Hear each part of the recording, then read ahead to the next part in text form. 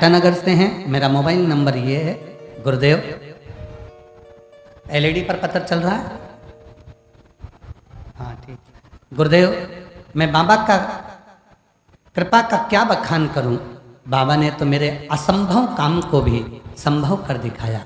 गुरुदेव, मेरी शादी को 5 साल हो गया था।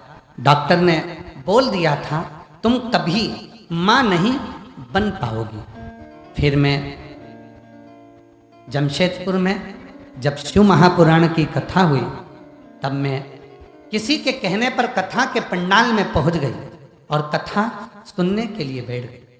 वहां पर जितनी मेरी बहनें आई थी सब एक ही बात कर रही थी कि तू चिंता मत कर, कथा सुनकर जब यहां से जाए तो यहाँ की मिट्टी को अपने पेट पर गर्भ पर लगाकर जाना, बाबा तुझे औलाद जरूर देगा। गुरुदेव, 7 दिन पंडाल में बैठकर कथा सुनी। बाबा की ऐसी कृपा हुई कि अगले 3 महीने के बाद पता चला कि मैं माँ बनने वाली हूँ। और बाबा की कृपा से 18/11/2024 को मेरे घर में बेटे ने जन्म लिया। अब मैं बाबा को प्रणाम करने के लिए यहाँ आई हूँ। मेरा नाम रिया ओझा, जमशेदपुर टाटा से आई हूँ। मेरा मोबाइल नंबर ये है। अब पत्र में लिखा, डॉक्टर ने बोल दिया था कि तुम कभी मां नहीं बन सकती, तुम कभी मां नहीं बन सकती, ये डॉक्टर बोल दिया। विश्वास, भरोसा, दृढ़ता। शिव महापुराण की कथा में पार्वती जी ने पहला प्रश्न यही किया। 33 कोटि देवता में केवल एक देव अधिदेव महादेव ऐसे हैं जिनको ढूंढा नहीं जाता। उनको ढूंढने की जरूरत नहीं पड़ती है, उनको महसूस किया जाता है। एक प्रैक्टिकल कर देखिएगा, कभी आपकी जिंदगी में भी हुआ होगा। कहीं सफर कर रहे हो, कहीं जा रहे आ रहे हो, तुम्हारा पर्स चोरी चले गए, उसमें तुम्हारा टिकट भी था, टिकट भी चले गए।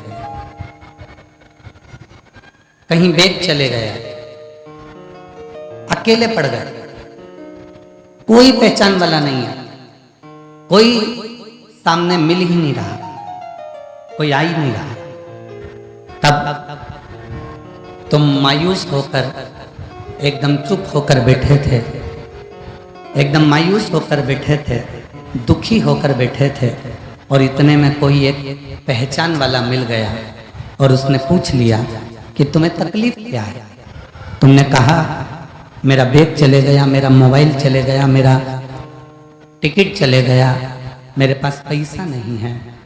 और कोई पहचान वाला या कोई दूसरा मिला और उसने मिलकर तुमको टिकट भी दिया, उसने मिलकर तुमको थोड़ा सा पैसा भी दिया, उसने तुमको थोड़ी सी धीर भी बंधाई, तो समझ लेना कि वो कोई और नहीं था, वो मेरा देव अधिदेव महादेव था जो किसी के रूप में आकर तुमको सुख दे रहा है।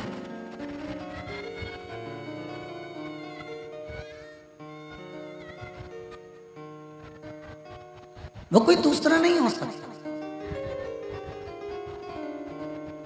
अकाल मृत्यु वो मरे जो काम करे चंडाल का, और काल उसका क्या बिगाड़े जो भक्त हो महाकाल का।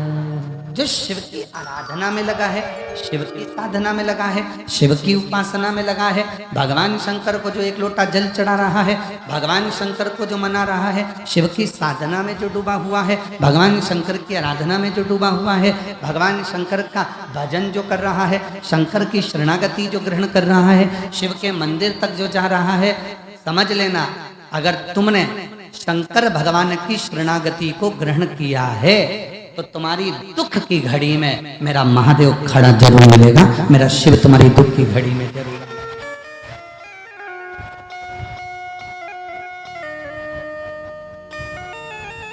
आएगा वो। अच्छा जीजी, और रांची वाली मेरी जितनी जीजी बैठी हैं और जितने मेरे जीजा जी बैठे हैं रांची के, और जितने मेरी बेटी बेटा बैठे हैं, जितने मेरे बुजुर्ग माँ बाप बैठे हैं, वो ईमानदारी से बोलना, इतना पानी रात को गिरा इतनी आंधी तूफान गिरी, तुम ईमानदारी से बोलो, तुमको ये मालूम था कि आज की कथा होगी?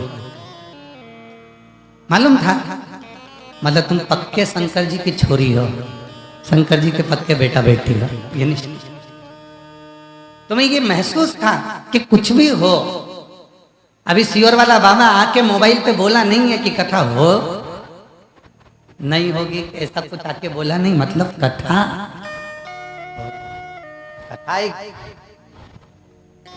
और सबसे बड़ा मेरी रांची की जीजियों को जो उत्साह है, मेरी रांची के मेरे जीजा उनका जो उत्साह है, एक बेटी ने तो राखी भेजी है,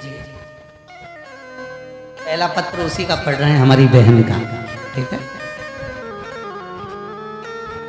किसने भेजी है? जरा हाथ उठाए, आप ही हो? प्रणाम आपके चरणों में मेरी बहन, एक बार जोरदार ताली हो जाओ। सबसे पहला पत्र है, रक्षाबंधन का रक्षा सूत्र भेजा है। आजा, मेरा नाम मंगला भूषण है, मेरे पति का नाम राकेश कुमार है, मैं पुंदाग ऋषभ नगर रांची की हूँ, मेरा मोबाइल नंबर ये है। सबसे पहले तो मैं रांची आने के लिए हम सभी रांची वासियों की तरफ से बहुत बहुत धन्यवाद और प्रणाम, साथ में श्री शिवाय श्री शिवाला समिति के सभी सदस्यों को धन्यवाद जिन्होंने आपकी कथा का आयोजन करवाया। आप कहते हो ना गुरुदेव कि हम सब आपकी बहनें हैं, तो इसी बात पर मोहर लगवाने के लिए मैंने राखी लाई हूँ और इंतजार कर रही हूँ कि आप रांची आए, मैं आपके राखी दूं।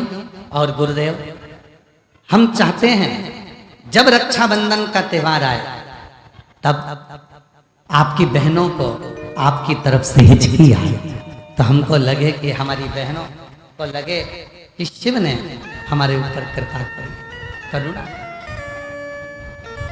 कितना उत्साह,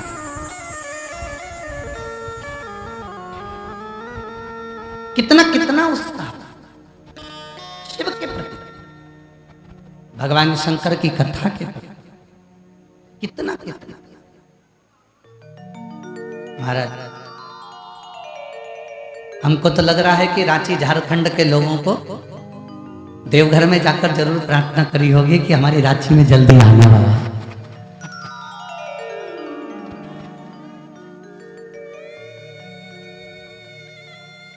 और शंभो शरण मांगो घड़ी घड़ी दुख का तो दया करी शरण आपो। शंभो शरण पड़ी मांगो घड़ी घड़ी दुख का तो दया करी दर्शन आपो। शंभो शरण पड़ी मांगो घड़ी घड़ी दुख का तो दया करी दर्शन आपो। शंभो शरण पड़ी मांगो घड़ी घड़ी दुख का तो दया करी दर्शन आपो। दो चीजें हैं, एक है अभाव और दूसरा है स्वभाव।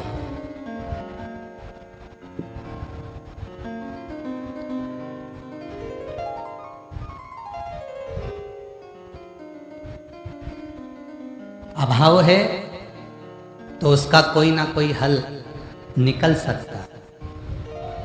धन का अभाव है, एक ना एक दिन धन तुम्हारे पास आएगा। भूमि का अभाव है, एक ना एक दिन भूमि तुम्हारे पास आएगा। संतान का अभाव है, एक दिन संतान भी तुम्हारे यहाँ जरूर आए। एक है अभाव, दूसरा है स्वभाव।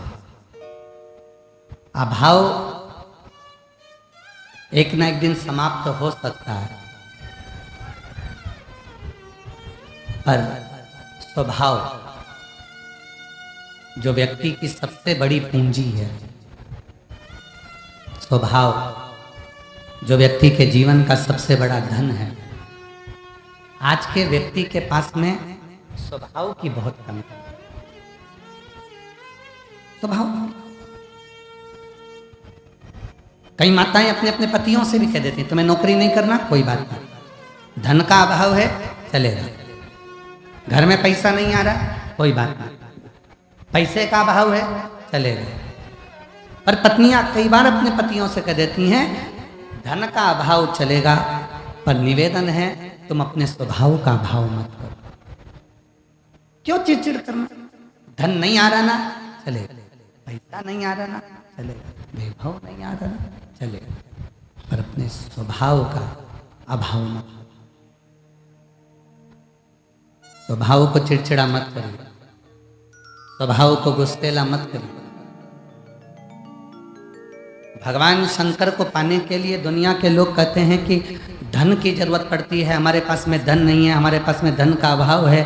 कोई कहता है हमारे पास में यहाँ बैठने का अभाव है, कोई कहता है हमारे पास में संपदा का अभाव है, कोई कहता है कि हमारे पास में इसका अभाव है, हमारे पास में बेलपत्री का अभाव है, हमारे पास में चावल के दाने का अभाव है, हमारे पास में ये अभाव है।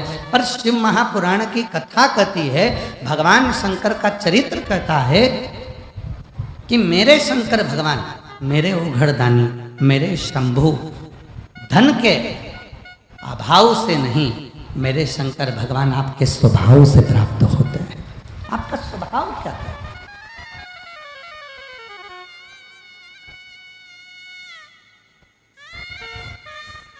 आपका स्वभाव क्या वर्णन कर रहा है?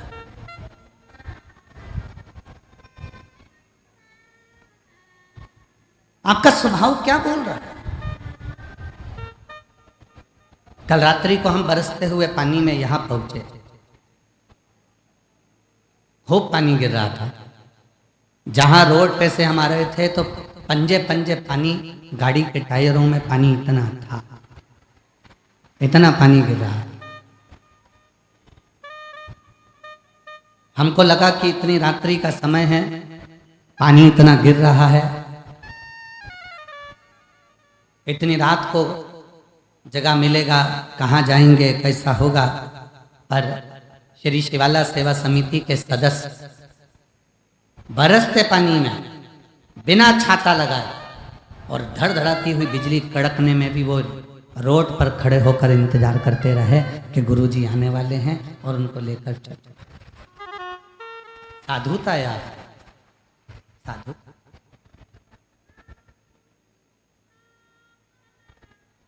और मैं यहां की मीडिया को, सारी दुनिया की मीडिया देखी पर रांची की जैसी मीडिया नहीं देखी। यहाँ की मीडिया को, प्रिंट मीडिया को, सोशल मीडिया को, यहाँ के पत्रकार बंधुओं को धन्यवाद देता हूँ। इतना पानी गिरने पर, इतना 2 बार 3 बार टेंट के उड़ने पर भी रांची के पत्रकार बंधुओं ने हमेशा अच्छा ही लिखा, जिससे यीशु महापुराण की कथा अच्छे से हमारी रांची में हो जाए। मैं यहाँ की प्रिंट मीडिया को, यहाँ के पत्रकारों को, यहाँ की सोशल मीडिया को, यहाँ के एक एक मीडिया कर्मियों को, यहाँ के यूट्यूबरों को धन्यवाद देता हूँ। ऐसे यूट्यूबर, आपने अपनी माता की गोद को सम्मानित करा कि इतनी सारी मेरी जीजियाँ, इतने सारे लोग शिव भक्त इस कथा का इंतजार कर रहे हैं और कैसे भी कथा रांची में हो जाए। कैसे मैं धन्यवाद देता हूँ। यहाँ शिव भक्ति में क्या चाहिए? शंकर भगवान को तुम्हारे धन का अभाव है, कोई बात नहीं, तुम्हारे पास चढ़ाने के लिए चावल का दाना भी नहीं है, कोई बात नहीं, बेलपत्र भी नहीं है, कोई बात नहीं, तुम्हारे पास कुछ भी नहीं है भगवान को देने के लिए। 33 कोटि देवता में केवल देव अधिदेव महादेव एक ऐसे हैं जो तुमसे ना धन मांगते हैं, ना संपदा मांगते हैं, ना वैभव मांगते हैं, वो तो केवल तुम्हारा अच्छा स्वभाव मांगते हैं कि तू अपने घर में जिस दिन अच्छे से रहना चालू कर देगा, उस दिन मेरे शिव कहते हैं कि तू मेरा हो जाए, तू मेरा। अच्छा स्वभाव,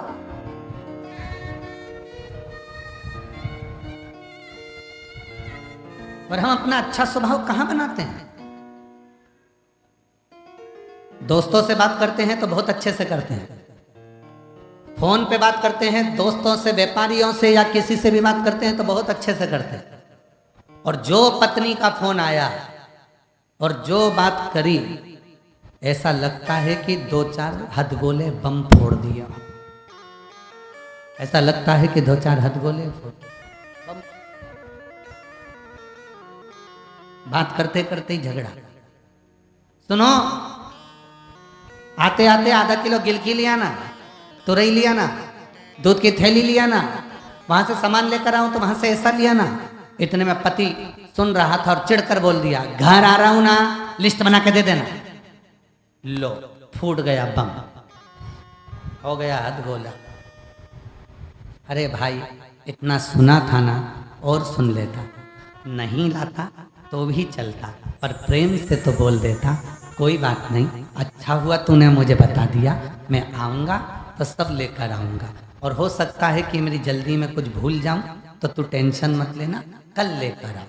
और अगर कल भी भूल गया तो तू चिंता मत कर, तुझे तो गाड़ी चलाना आती है ना, तू मार्केट चली जाती है ना, एक काम करना, कल भी नहीं ला सकूं तो परसों तू चली जाना, तू लेकर जाना। जब तुम इज्जत देकर, स्वभाव को बदलकर, सम्मान के शब्दों से उसको आदर कर कर जब कुछ बोलोगे ना, तो पक्का है वो भी मुस्कुराकर तुमको जवाब देगी और तुम्हारा जीवन एकदम आनंदित होता चलेगा। हम लोगों ने मुस्कुराना बंद कर दिया। हम लोगों ने मुस्कुराना बंद कर दिया। अब तो केवल सुबह सुबह वो पतंजलि के बाबा श्री रामदेव बाबा जब योग कराते हैं तब आप लोगों को हंसना सिखाते हैं कि थोड़ी देर हंसो, मुस्कुराओ।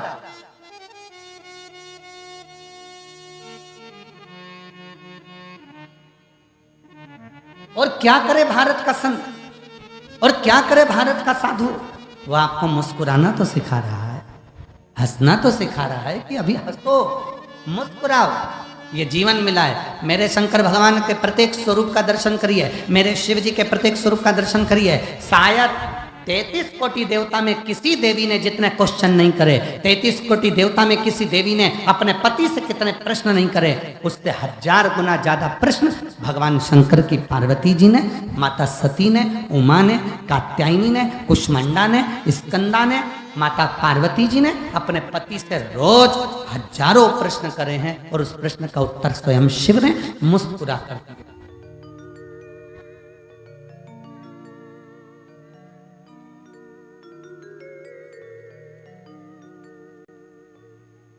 कोई भी प्रश्न का उत्तर हमेशा मुस्कुरा कर दे। हजारों प्रश्न माता पार्वती जी ने करे और शिव जी ने सारे प्रश्नों का उत्तर मुस्कुरा कर मुस्कुरा। और एक आज का मनुष्य है जो किसी भी प्रश्न का उत्तर मुस्कुरा कर नहीं देता, उसके चेहरे पर हंसी ही नहीं रहती। कितना सुंदर प्रश्न था, सबसे पहला प्रश्न माता पार्वती जी ने शिव जी से किया, और बहुत भारी प्रश्न।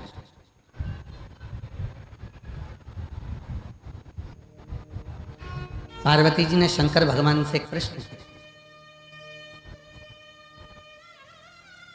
हीन और दीन, ये दो शब्द,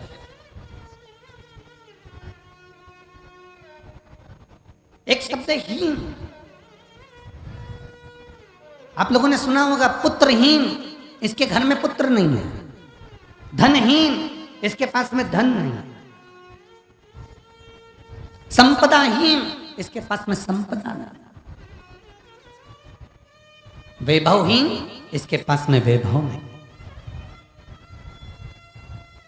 धनहीन, मकानहीन हो सकते हो, बंगलाहीन हो सकते हो, दुकानहीन हो सकते हो, दुकान नहीं है, बंगला नहीं है। दो शब्द माता पार्वती जी ने शिव जी से प्रश्न करा, एक है हीन, दूसरा है दीनी।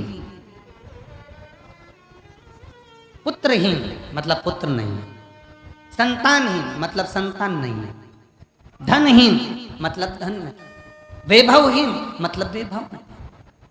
तो पार्वती जी ने एक प्रश्न करा कि हीन और दीन ये दो शब्द हैं। इन दो शब्दों में आप मुझे ये समझाएं कि सबसे प्रबल शब्द कौन सा? सबसे प्रबल शब्द। शिव जी ने पार्वती जी से कहा, भगवान शंकर मां पार्वती जी से बोले, एक शब्द है हीन, पुत्रहीन, धनहीन, वैभवहीन, मेरे पास में ये कुछ भी नहीं। तो शंकर भगवान मुस्कुराकर उत्तर देते हैं पार्वती को, सुनो पार्वती, दो शब्द हैं, एक हीन मतलब नहीं है और दूसरा है दीन। दीन का मतलब होता है कि मेरी शरणागति ग्रहण कर लेना। पार्वती, जो मेरे मंदिर में आकर, मेरे शिवालय में आकर एक लोटा जल जो समर्पित करता है, पार्वती मैं उसको दीन जानकर उसके दुखों को अपना बना लेता हूँ और उसको जिंदगी में कभी हीन नहीं होने देता। उसकी जिंदगी को मैं संपदा वाली, उसको मैं कभी जिंदगी में फिर हीन नहीं होने देता। फिर मैं देना चालू करता है कि हीन में और दीन में क्या अंतर है। शिव जी कहते हैं हीन, कोई पुत्रहीन हो सकता है, कोई संतानहीन हो सकता है, कोई धनहीन हो सकता है, कोई वैभवहीन हो सकता है। उनके पास में वैभव नहीं होगा, धन नहीं होगा, संतान नहीं होगी। पर पार्वती जो मेरे शिवालय में आकर एक लोटा जल चढ़ाना प्रारंभ करते हैं, जो मुझे भजना प्रारंभ करते हैं, फिर वो मैं उसको दीन समझने लगता हूँ। दीन का मतलब होता है मेरा अपना। दीन का मतलब होता है जिसने सर्वस्व मुझ पर छोड़ दिया हो। पार्वती, फिर वो दीन में उसको जानकर किसी भी तरह से उसको हीन नहीं रहने देता। फिर उसको जो दुख होता है उस दुख को मैं समाप्त कर कर रहता हूँ और उसकी गोदी भर कर रहता हूँ। ये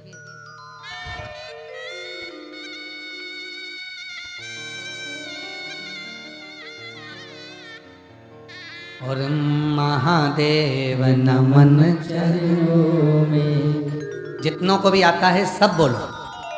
शिव महापुराण की कथा में आए हो, चुप नहीं रहना है। जहाँ भजन की लाइन आए उस लाइन को साथ में गुनगुनाओ, क्योंकि ये केवल भजन नहीं है, उस भोले बाबा से प्रार्थना है, कुबरेश्वर धाम वाले बाबा से प्रार्थना है, उस देवघर वाले मेरे बाबा से प्रार्थना है, सुरेश्वर महादेव से प्रार्थना है, गंगेश्वर महादेव से प्रार्थना है। उनसे महादेव नमन चरणों में स्वीकार कीजिए, सबका किया है मेरा भी उद्धार कीजिए, उद्धार कीजिए। एक कुंडधारी, हे त्रिशूलधारी, हे त्रिपुंडधारी, बाबा को नमन करो, प्रणाम। हे त्रिशूलधारी, जोरदार ताली बजाओ बेटी के लिए। बाबा जी रीचा ओझा, डॉक्टर ने मना कर दिया था कि संतान नहीं होगी और बाबा की कृपा से जमशेदपुर में कथा सुनने के लिए चली गई। 7 दिन पंडाल में रहकर कथा सुनकर वहाँ की मिट्टी को गर्व से लगाती और बाबा की कृपा से संत रोते नहीं, अब तो खुश हो जाते। शरणों में तेरे बाबा रे पावन है चारों। आंसू पोंछ के जाओ, आंसू पोंछ कर, आंसू पोंछ, अच्छा खुश खुश होकर जाओ। फिर दिया ना, पूजे है सीतारा, महादेव नमन चरणों में स्वीकार कीजिए, सबका किया है मेरा भी उद्धार कीजिए, उद्धार कीजिए। हे त्रिपुंडधारी, हे त्रिशूलधारी, हे त्रिपुंडधारी, हे त्रिशूलधारी। चरणों में तेरे बाबा जी पावन है चारों धाम। चरणों में तेरे बाबा जी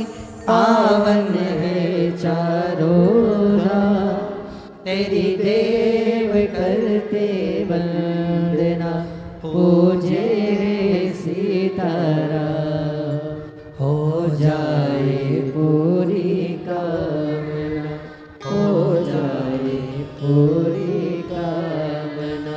उपकार कीजिए सबका किया है मेरा भी उद्धार कीजिए, उद्धार कीजिए। शिव से मन की बात को करें।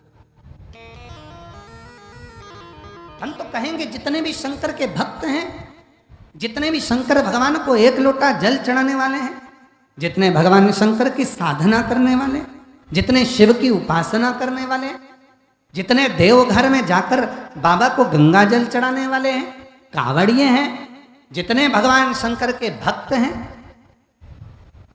उपासना करने वाले, शिव की साधना करने वाले, शंकर के मंदिर का दर्शन करने वाले, या अपने माता पिता को नमन करने वाले, अपने बुजुर्गों का आदर करने वाले जितने भी हैं, वो हीन नहीं है, वो दीन है। और दीन है तो वो शंकर की कृपा से एक न एक दिन निहाल होकर ही रहते हैं, उन पर शिव कृपा कर कर ही रहते हैं। वो दीन है।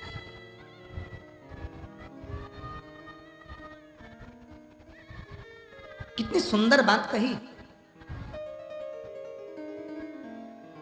देवराज नाम का ब्राह्मण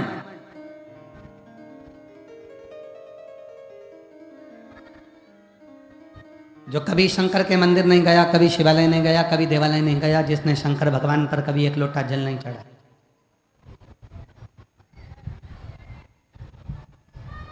जिसने भगवान शंकर की कभी साधना नहीं करी,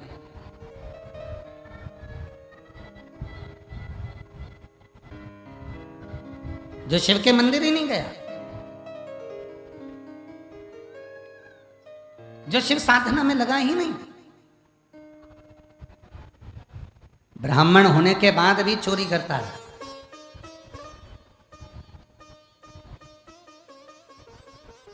और एक दिन चोरी का धन लेकर आ रहा था, बहुत उसकी पत्नी जो थी, उसके बच्चे जो थे, वो सब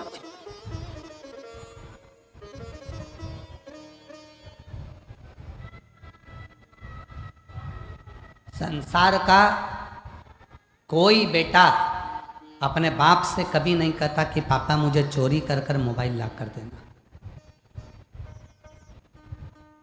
संसार की कोई पत्नी अपने पति से ये नहीं कहती कि मुझे चोरी कर कर धन ला कर देना। पत्नी कहती है कि तुमसे विवाह हुआ है, बस मेरा पेट भर देना, भूखी ना रहूं, बच्चे भूखे ना रहें, परिवार में सब सुख हो। पत्नी कभी ये नहीं कहती कि तुम चोरी कर कर लाना, कि डाका डाल कर लाना, कि कहीं से लूट कर लाना। है कोई पत्नी? कभी सुना है तुमने कि किसी पत्नी ने अपने पति से कहा है कि चोरी कर कर लेकर आ, डाका डाल कर लेकर आ? बच्चों ने कहा हो कि पापा मुझे अच्छे स्कूल में पढ़ाना है, तो मुझे तुम चोरी कर कर लेके आना, डाका डाल कर लेकर आना। ना कभी कोई बच्चे अपने पिता से कहते हैं कि चोरी करो, और ना कोई पत्नी अपने पति से कहती है कि चोरी करो। क्यों? क्योंकि उसको मालूम है व्यक्ति को अपने कर्म का दंड भोगना पड़ता है, उसको मालूम।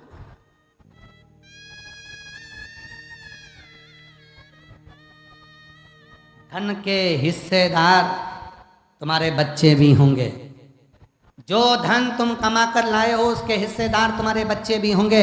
धन के हिस्सेदार तुम्हारी पत्नी भी होगी, धन के हिस्सेदार तुम्हारी माता भी होगी, धन के हिस्सेदार तुम्हारे भाई भी होंगे, धन के हिस्सेदार तुम्हारे परिवार वाले होंगे, पर तुम्हारे कर्म के हिस्सेदार कोई नहीं होगा। अगर तुमने गलत तरीके से कमाया है तो उसका भोग तो तुमको भोगना पड़ेगा। तब मरने के बाद जब यमलोक जाओगे तो यमराज कहेगा कि तुझे भोगना है, तो तुम कहोगे मैंने तो अपनी पत्नी के लिए चुराया था, मैंने तो अपनी पत्नी के लिए गलत काम किया था, मैंने अपने बच्चों को पढ़ाने के लिए गलत काम किया था। इतने में तुरंत धर्मराज कहेंगे तेरे बच्चों ने नहीं कहा था कि तू चोरी कर, तेरी पत्नी ने नहीं कहा था कि तू चोरी कर, तूने करी, इसलिए कर्म का दंड भी तू भोग, कोई दूसरा नहीं।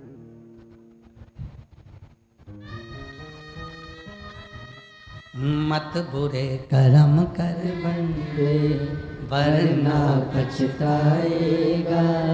भगवान की आंखों से तू बच नहीं पाएगा, तू बच नहीं पाएगा। अरे ओ अज्ञानी मत कर नादानी। तुम्हारे कर्म का भोग तुम्हें भोगना है, तुम्हारे कर्म का दंड तुमको पाना है, तुम्हारे कर्म का भोग तुमको देखना है, कोई दूसरा नहीं भोगेगा, तुमको भोगना है। हम फिर निवेदन करें, अपने को छींक आई है तो छींकना अपने को पड़ेगा, अपने को खांसी आई है तो खांसना अपने को पड़ेगा, अपने को पेट में दर्द हुआ है तो दवाई अपने को खाना पड़ेगी, और अपने किए गए कर्म का भोग भी अपन को ही भोगना पड़ेगा, कोई दूसरा नहीं भोगेगा।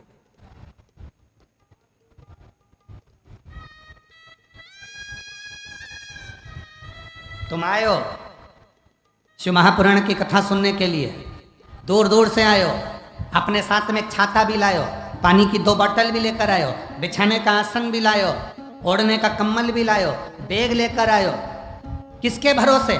तुमने सोचा मैं जाऊंगी मेरे बाबा के चरणों में बैठकर कथा सुनूंगी, वहां की मिट्टी को आरती होने के बाद, जैसे ही 5 बजे आरती होगी, आरती होने के बाद वहाँ की रज को मैं नमन कर कर अपने शरीर पर लगाऊंगी, उससे विनय करूंगी, भोला सब दुख काट दे मेरा भोलेनाथ, बहुत दुखी हूँ, मेरे जीवन के सारे कष्टों को तू मिटा दे मेरे शंकर।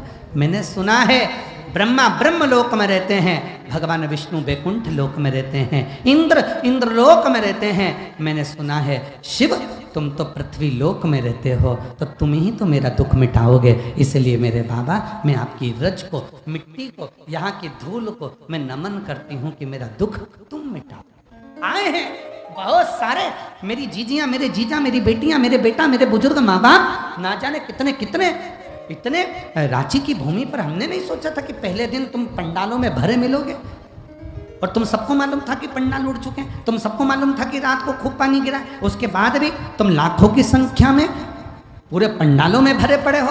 तो कहीं ना कहीं तुम मेरे बाबा से, अपने पिता से बात करने के लिए आए हो कि भोला सब दुख काटो माँ, ओ भोला सब दुख काटो माँ।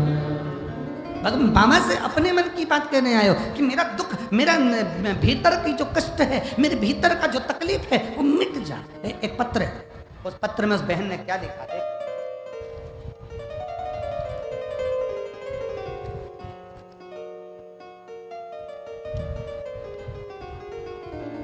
राजकुमार प्रजापति, सविता देवी प्रजापति, पता मुकुंदगंज हजारीबाग, मोबाइल नंबर ये है। मैं मुकुंदगंज हजारीबाग से आई हूँ, कहीं बैठी हूँ तो हाथ हिला सकती हैं।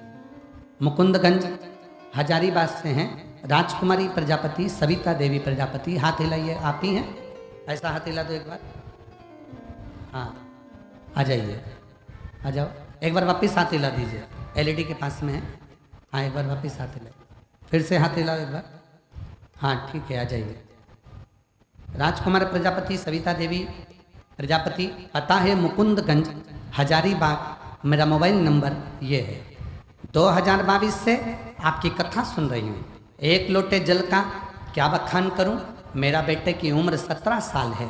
मेरा बेटा पिछले 3 सालों से एक तबीयत खराब हो चुकी, रांची के बड़े बड़े डॉक्टरों को दिखा दिया, फिर भी बीमारी का कोई पता नहीं चल पा रहा। सभी डॉक्टर बोलते हैं कि जिंदगी भर दवाई चलेगी, ये ठीक नहीं हो सकता।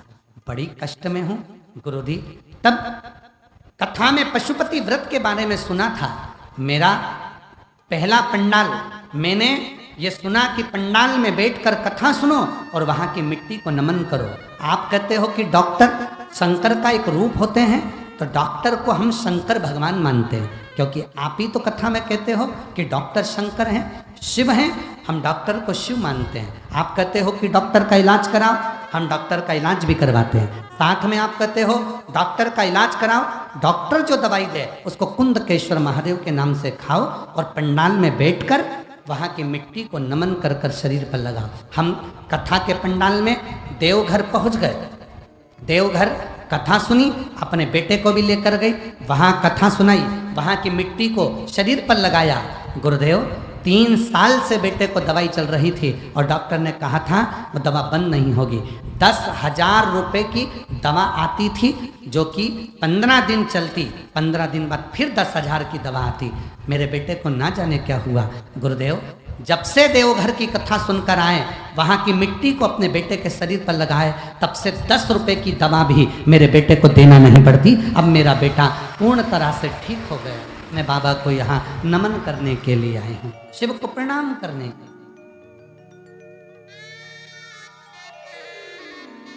उससे कहो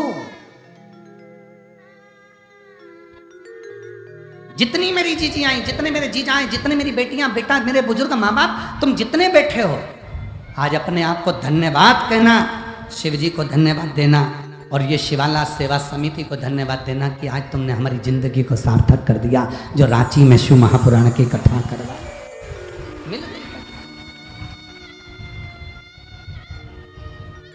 साधु का ऐसे दयालु नाथ से रिश्ता बनाइए। आपकी आवाज नहीं आ रही है, मेरे हमारी व्यासपीठ तक आवाज पहुंचना चाहिए। दमदारी से बोलो जरा, बहन भाई बैठे हैं बात करने के लिए, अच्छे से बोलो। ऐसे दया, बहुत बढ़िया। मिलता रहेगा आपको जो कुछ भी चाहिए, मिलता रहेगा जो कुछ। ऐसा करिश्मा होगा जो हुआ कभी नहीं, ऐसा करिश्मा होगा जो हुआ कभी नहीं। मांगा है भोलेनाथ से वरदान एक, मांगा है भोलेनाथ। बोलो बोलो। तेरी कृपा बनी रहे जब तक है जिंदगी, तेरी कृपा जब तक। मांगा है भोलेनाथ से वरदान, मांगा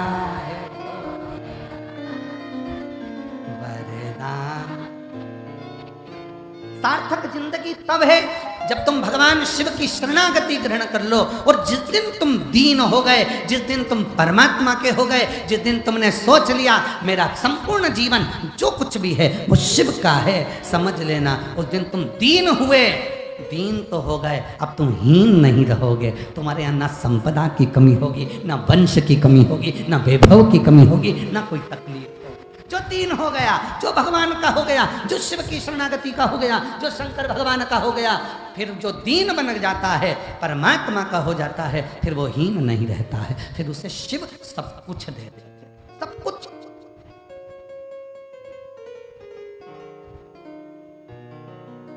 भस्मासुर की कथा क्या कहती है?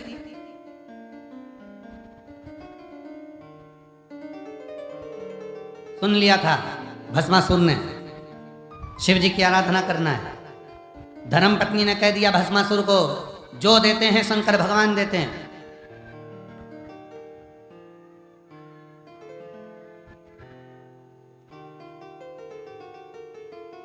धर्म पत्नी ने कह दिया कि जो देते हैं शिव देते हैं। भस्मासुर ने सोचा चलो शंकर भगवान को रिझाता हूं। जाकर पूछा शिव जी किस चीज से राजी होते हैं? शंकर भगवान को राजी करना है तो क्या करना पड़ेगा? तो कहा एक काम करो, शंकर को भस्म चढ़ाओ। बस भस्मासुर ने शंकर भगवान को भस्म चढ़ाना प्रारंभ करी। एक नियम लिया, रोज ताजी मुर्दा की भस्म शिव को चढ़ाऊंगा। शमशान की भस्म लाता, चढ़ा देता। एक दो साल निकल गए चढ़ाते चढ़ाते। एक दिन ऐसा हुआ कि शमशान में कोई मुर्दा ही नहीं आया।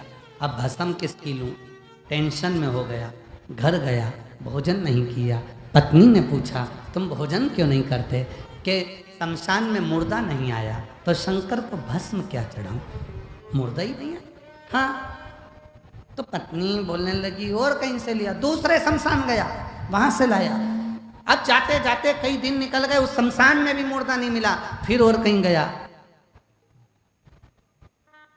फिर और कहीं गया, फिर तीसरी जगह गया, फिर चौथी जगह गया। हर जगह घूम घूम कर थक गया, पर भस्म उसको मिलना खत्म हो गई। अब पत्नी ने कहा क्या करोगे? तब पत्नी से पति ने कहा तू बता क्या करूं? तो कहा शिव जी से जाकर वर मांगो कि मुझे ऐसा वर दे दो कि मेरी खुद की भस्म की फैक्ट्री चालू करवा दो। भस्म की फैक्ट्री? हाँ, कब तक ढूंढोगे भस्म? भस्मासुर गया भगवान भोलेनाथ जी के पास। बाबा प्रसन्न हो गए, मांग क्या चाहिए? मेरी खुद की फैक्ट्री चालू करवाओ। शिव जी ने कहा क्या चाहिए? कि भस्म की फैक्ट्री। शिव जी बोले ऐसी कौन सी फैक्ट्री होती है जिसमें भस्म तैयार होती है? भस्मासुर ने कहा मुझे ऐसा वर दे दो, मैं जिस पे हाथ रखूं वही भस्म, जैसे ही भस्म होगा ताजी ताजी भस्म लाके तुम्हें चढ़ा दूं। शंकर भगवान ने बोला तो चतुर है, इसकी खुद की फैक्ट्री हो जाएगी तो फिर इसको टेंशन भी नहीं रहेगी। जा, तुझे वर देता हूं, जिस पे हाथ रखेगा वही भस्म। दौड़कर घर गया, धर्म पत्नी से कहा मेरी खुद की फैक्ट्री चालू हो गई, जिस पे हाथ रखूंगा वो भस्म हो जाएगा। पति ने कहा पत्नी से पहली बार तू मेरी पत्नी ऐसी है जिसने मुझे शंकर जी से वर दिलवा दिया।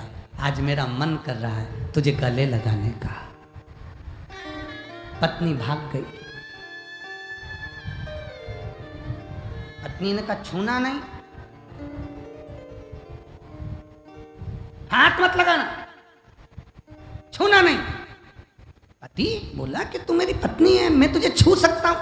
नहीं नहीं, छूना नहीं, मुझे मत छू।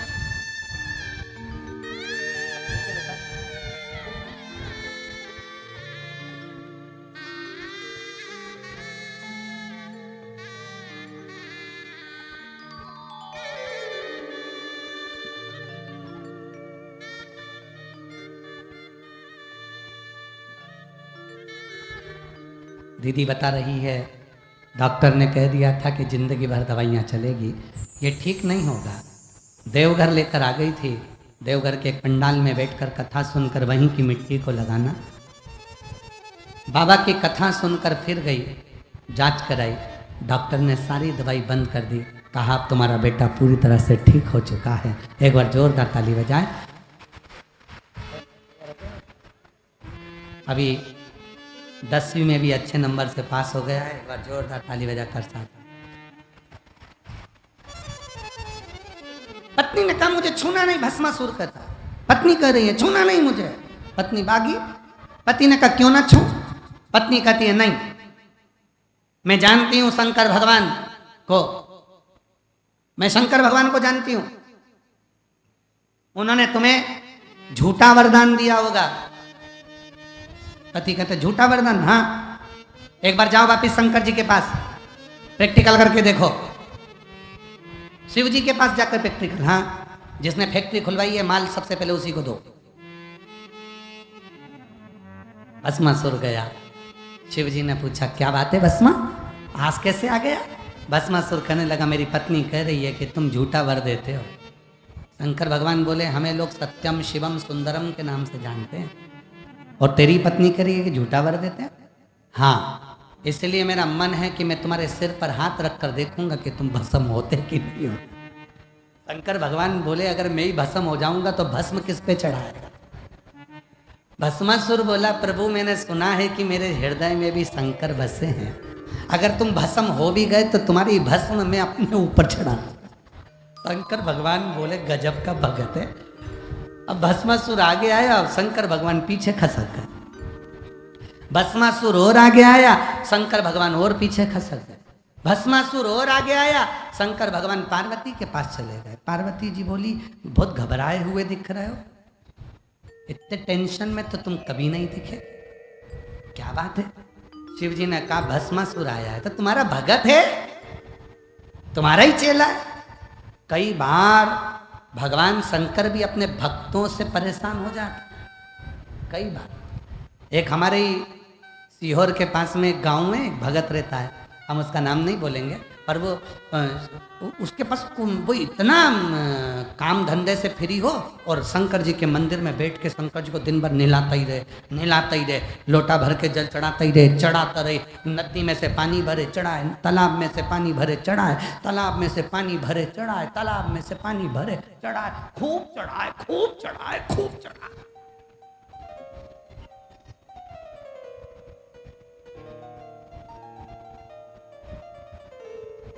अब एक दिन वो बीमार पड़ गया, सूचना आई कि गुरुजी वो शंकर जी का बहुत बड़ा भगत है और अपने सीहोर के पास में रहता है, और वो बीमार पड़ गया। वो तो जल चढ़ाता था, इतना जल चढ़ाता था, वो तो इतना जल चढ़ाता था, वो तो कम से कम 100 150 बाल्टी पानी शंकर जी को चढ़ा देता था, और कभी कभी तो सावन के महीने में 2-2 हजार बाल्टी शिव जी को चढ़ा देता। अच्छा, गए, सूचना मिली,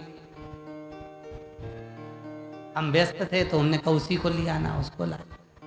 हमने कहा भाई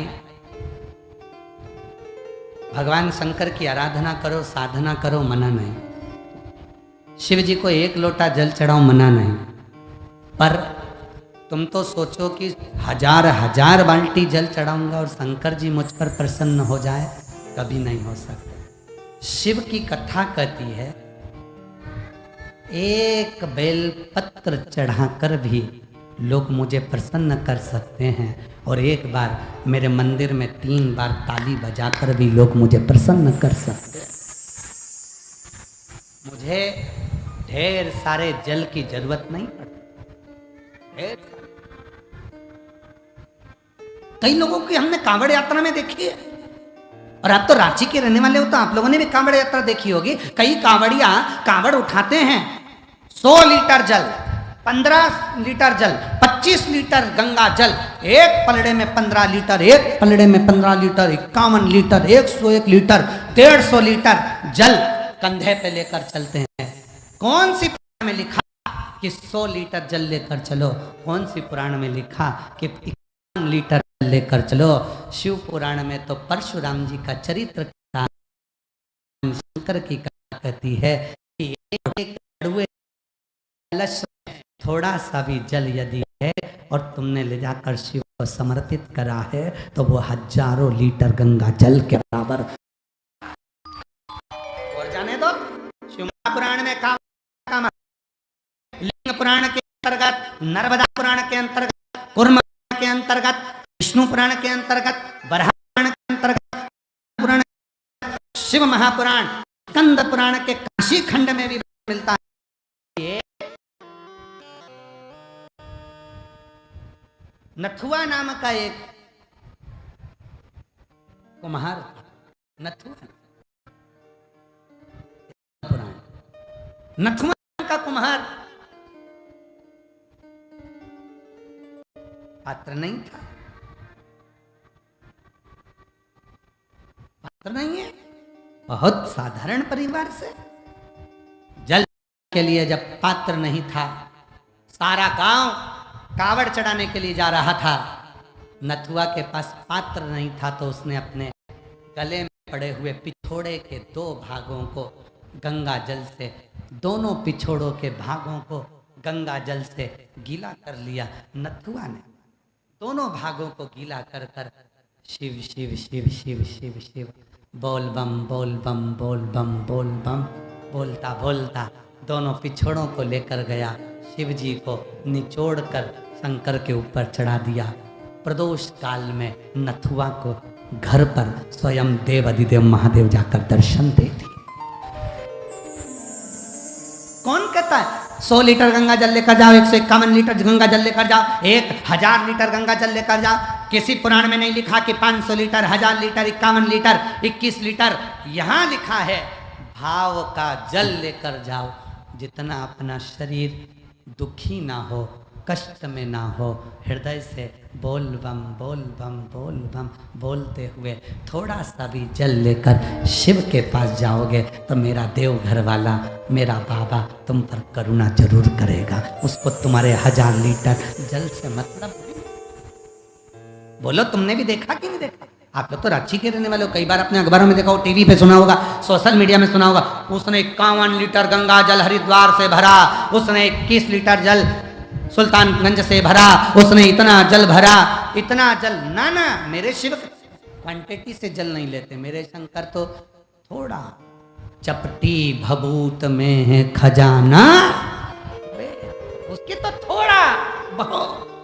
शंकर भगवान को कोई कहे हम 1.25 लाख बेलपत्र चढ़ाएंगे, तुम 1.25 लाख बेलपत्र चढ़ाओ, मना नहीं है, पर पहले 1.25 लाख बेलपत्री के पेड़ लगाओ, तब 1.25 लाख बेलपत्र चढ़ाओ, तो शिव स्वीकार करेंगे। इसलिए शंकर भगवान को एक बेलपत्रम, केवल एक बेलपत्र, चावल का एक दाना शिव को प्रसन्न कर देता है। एक बेलपत्र शिव को प्रसन्न कर देती है। 3 बार ताली शिव को प्रसन्न कर देता है। शंकर भगवान के मंदिर का शिखर का दर्शन शिव को प्रसन्न कर देता है। बम बम बोलना शिव को प्रसन्न कर देता है। हर हर महादेव बोलना शंकर को प्रसन्न कर देता है। बोल बम का नारा है, बाबा एक सहारा है, शिव को बोलना प्रसन्न कर देता है।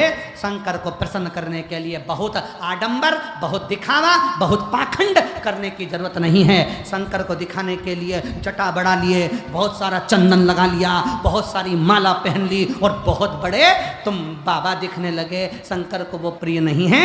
शंकर को तो कहते हैं शिव जी तुझे बाबा बनने की जरूरत नहीं है, तू बाबा की शरण में आ जा, बाबा तेरे पर कृपा करना चालू कर देगा। तू क्यों बाबा बनता? पर आजकल का जमाना बाबा बनने का हो गया, ऐसा नहीं। क्यों?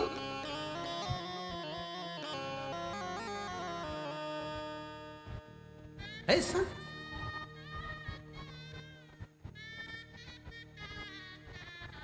बस शिव को भजन वर्णन कर रही है, शिव तत्व कह रहा है, भगवान शंकर की पवित्र कथा कर,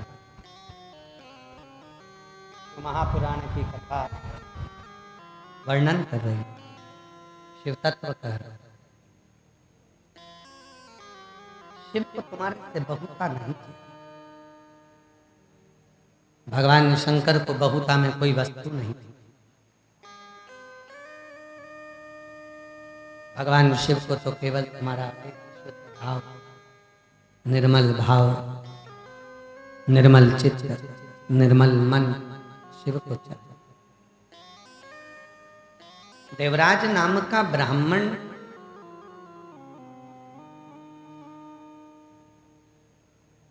जिसकी पत्नी बच्चे कभी देवराज को ये नहीं बोले कि तुम चोरी कर लेकर,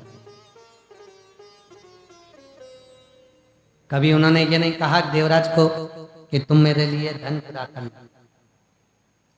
संपदा चुरा कर लेकर।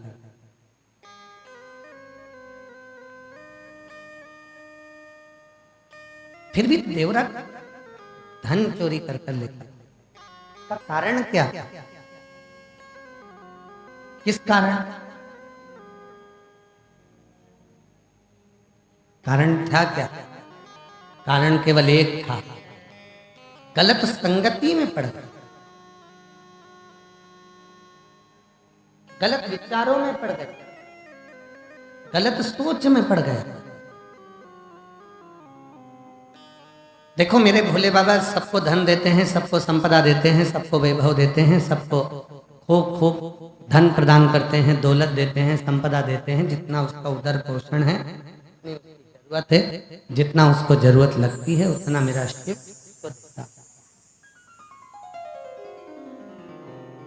उतना मेरे भोले बाबा उसको देते हैं।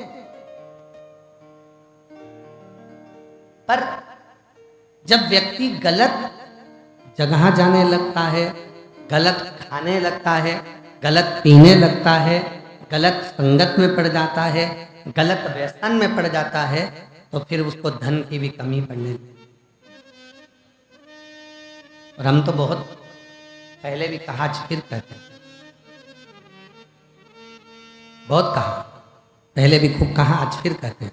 खूब कमाओ, दिल से कमाओ, तुम्हारे शरीर की कैपेसिटी है उससे 4 गुना ज्यादा कमाओ। खूब कमाओ, खूब धन एकत्रित करो, खूब कमाओ, मना नहीं।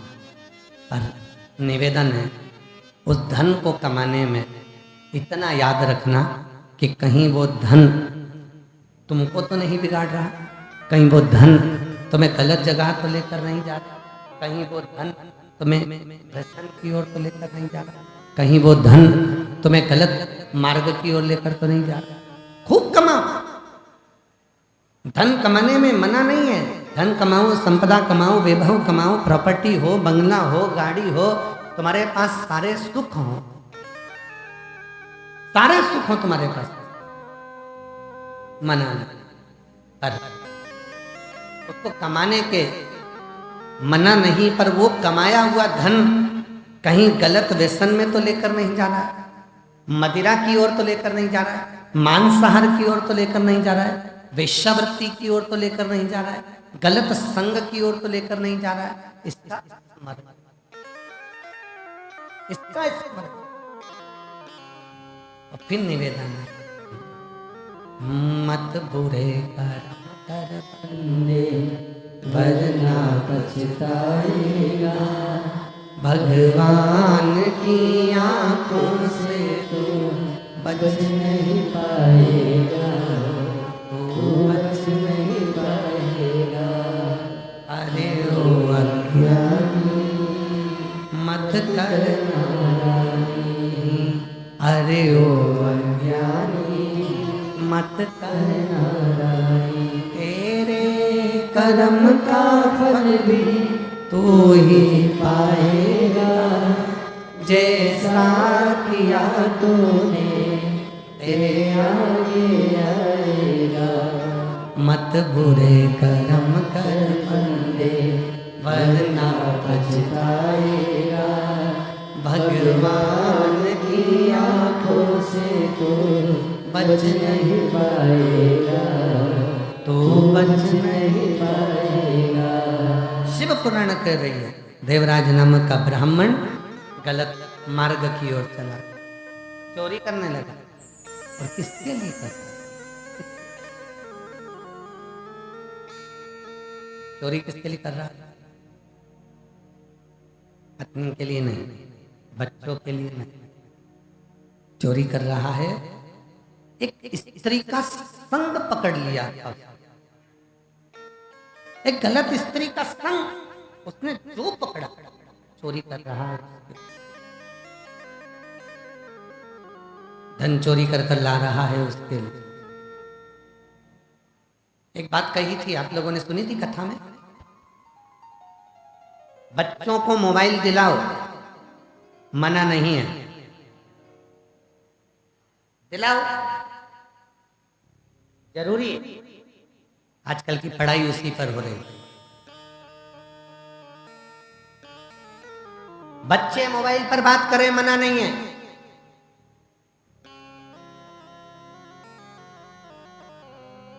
पर बच्चे तुमसे छुपकर बात करने लगे मोबाइल पर, वो मना। दिक्कत वो है, बच्चे मोबाइल रखें, मना नहीं, बच्चे मोबाइल पर बात करें, मना नहीं, पर जिस दिन तुम्हारे बच्चे मोबाइल पर छुपकर, तुमसे छुपकर, तुमसे छुपाकर मैसेज करने लगे, बात करने लगे, तब समझ लेना कि अब मोबाइल का गलत उपयोग होना प्रारंभ हो। अब बच्चों पर ध्यान रखने की अब जरूरत है।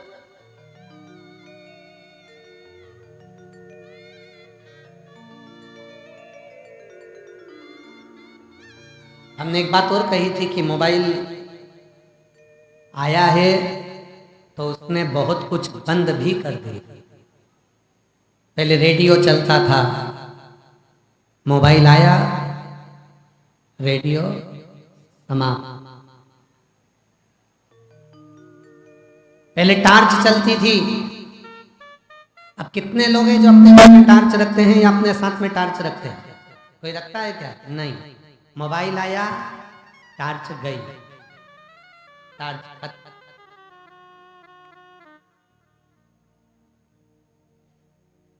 पहले लोग अपने साथ में नंबर लिखने के लिए डायरी और पेन रखते थे। मोबाइल आया, डायरी पेन खत्म। पहले बड़े बड़े टॉकीज होते थे, लाइन लगती थी फिल्म देखने का, टिकट खरीदने का। मोबाइल आया, टॉकीज खत्म। पहले पंचांग देखने के लिए कैलेंडर देखना पड़ता था, पंचांग देखना पड़ता था। मोबाइल आया, पंचांग कैलेंडर खत्म।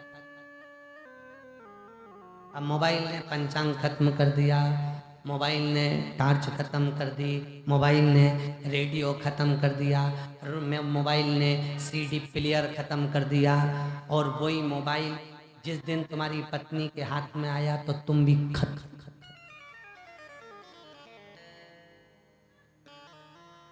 मोबाइल वही है, जब वो टार्च खत्म कर सकता है, रेडियो खत्म कर सकता है, टॉकीज खत्म कर सकता है, और जिस दिन वो तुम्हारी पत्नी के हाथ में आ गया तुम्हारा मोबाइल, और जो नीचे पड़ा बाबू, बाबू गया,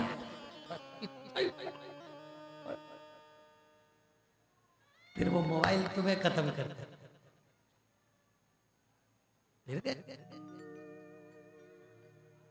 इसीलिए शिव पुराण कहते हैं मोबाइल रखो, मना नहीं है, मोबाइल तुम्हारे पास में रहे मना नहीं है, पर वो मोबाइल का गलत उपयोग हो वो गलत। देवराज नाम का ब्राह्मण कमाता था, बच्चों का पालन भी होता था, पत्नी भी आनंद में रहती थी, पर अब उसको जो जरूरत पड़ रही है चोरी करने के लिए, वो खुद की पत्नी के लिए चोरी नहीं कर रहा है, खुद के बच्चों के लिए चोरी नहीं कर रहा है, वो देवराज नाम का ब्राह्मण चोरी कर रहा है। गलत स्त्री का जो संग हो गया, वो स्त्री इससे धन मांगती है, वो स्त्री इससे पैसा मांगती है, वो स्त्री इससे अपना वैभव मांगती है, और ये चोरी कर कर कर उनको ले जा कर दे चोरी।